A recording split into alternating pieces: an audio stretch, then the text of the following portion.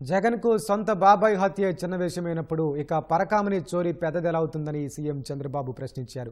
ఏమాత్రం నైతికత లేని వాళ్లే ఇలాంటి వ్యాఖ్యలు చేస్తారని మండిపడ్డారు.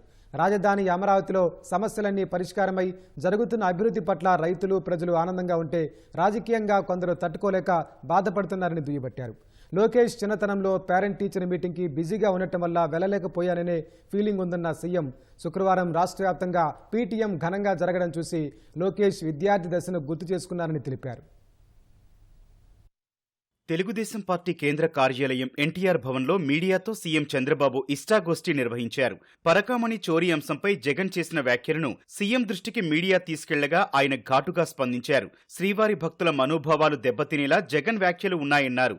జగన్ కు దేవుడన్నా, ఏడుకొండలవాడి భక్తుల మనోభావాలన్నా, ఆలయాల పవిత్రత అన్నా లెక్కలేదని దుయ్యబట్టారు. బాబాయి హత్యనే సెటిల్ చేసుకుందామని చూసిన జగన్ పవిత్ర పుణ్యక్షేత్రమైన తిరుమల పరకామణి చోరీని కూడా సెటిల్ చేయాలని చూడటం ఘోరమంటూ ఆగ్రహం వ్యక్తం చేశారు. దొంగతనాన్ని కూడా తప్పు కాదని చెప్పే వాళ్లను ఏమనాలని ప్రశ్నించారు. సెంటిమెంట్ విషయాల్లో కూడా సెటిల్మెంట్ అంటూ జగన్ వ్యాఖ్యలు చేయడమేంటని మండిపడ్డారు. నేరస్తుల్ని వెనకేసుకొస్తూ సభ్య సమాజానికి జగన్ ఏం చెబుతారని నిలదీశారు. దొంగతనం చేసిన వ్యక్తి డబ్బులు వెనక్కి కట్టాడు కదా, తప్పేముంది అని జగన్ అత్యంత అనైతికంగా వాదిస్తున్నాడని మండిపడ్డారు. 70,000 చోరీకి 14 కోట్లు రాసిచ్చేందుకు సిద్ధపడ్డారంటే ఇంకెంత సంపాదించి ఉంటారో, టీటీడీలో దోపిడీ ఏ స్థాయిలో చేశారో దీన్ని బట్టే అర్థమవుతోందన్నారు. చుక్క పాలు లేకుండానే నెయ్యి తయారు చేసి దేవుడి ప్రసాదానికి సరఫరా చేసిన ఘనులా వీళ్లు అని సర్వత్రా చర్చ నడుస్తోందని విమర్శించారు. భక్తులు ప్రజలు అన్నీ గమనిస్తున్నారని సీఎం అన్నారు. శ్రీవారి ఆలయంలో ప్రతి అంశంలోనూ భక్తుల సెంటిమెంట్ ముడిపడి ఉంటుందన్న చంద్రబాబు అలాంటి సున్నిత అంశాలను సెటిల్ చేశామని తేలిగ్గా మాట్లాడుతున్నాడని దుయ్యబట్టారు.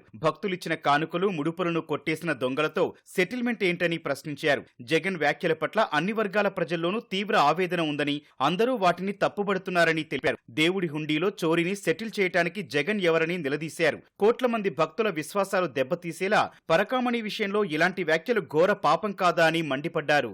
గతంలో నెల్లూరు, విజయనగరం జిల్లాలు ఎంతో ప్రశాంతత ఉన్న జిల్లాలుగా పేరుందాయన్న సీఎం వైసీపీ హయాంలో సింహపురిలోనూ చాప కింద నీరులా మాఫియాను విస్తరింపజేశారని ఆగ్రహం వ్యక్తం చేశారు. లేడీ డాన్స్ తయారవటం చూసి తనకే ఆశ్చర్యం కలిగిందన్నారు. శాంతి భద్రతల విషయంలో రాజీ ప్రసక్తే లేదని స్పష్టం చేశారు. అధికారం చేపట్టిన నాటికి ఇప్పటికీ చాలా మార్పు వచ్చిందని వెల్లడించారు. శాంతి భద్రతల విషయంలో మొహమాటాలు ఉండవని తేల్చి చెప్పారు. టీడీపీ ప్రభుత్వంలో జరిగిన హైదరాబాద్ అభివృద్ధి నేటి అక్కడి పాలకులు గుర్తిస్తున్నారన్న చంద్రబాబు ఆనాడు వేసిన అభివృద్ధి బీజం ఫలితంగానే కోకాపేటలో ఎకరం భూమి రికార్డు స్థాయిలో ధర పలుకుతోందని గుర్తు చేశారు. రాజధాని రైతులు నిర్మాణాల్లో ఉన్న సమస్యలన్నీ పరిష్కారం చేస్తున్నామని, పనుల వేగం పెరిగిందని స్పష్టం చేశారు. 2వ దశ భూ సమీకరణకు రైతులు ముందుకు వచ్చారన్న సీఎం ఇది శుభపరిణామమన్నారు. పవన్, మంత్రులు, కూటమి నేతలంతా అన్ని చోట్ల మెగా పీటీఎంలో పాల్గొని విజయవంతం చేయటాన్ని సీఎం ప్రశంసించారు. ఇలాంటి మంచి కార్యక్రమాల వల్ల ఎంతో మార్పు తీసుకురాగలుగుతున్నామన్నారు. పార్టీ కార్యాలయానికి మంత్రులు, ఎమ్మెల్యేల తాకిడి పెరగటంతో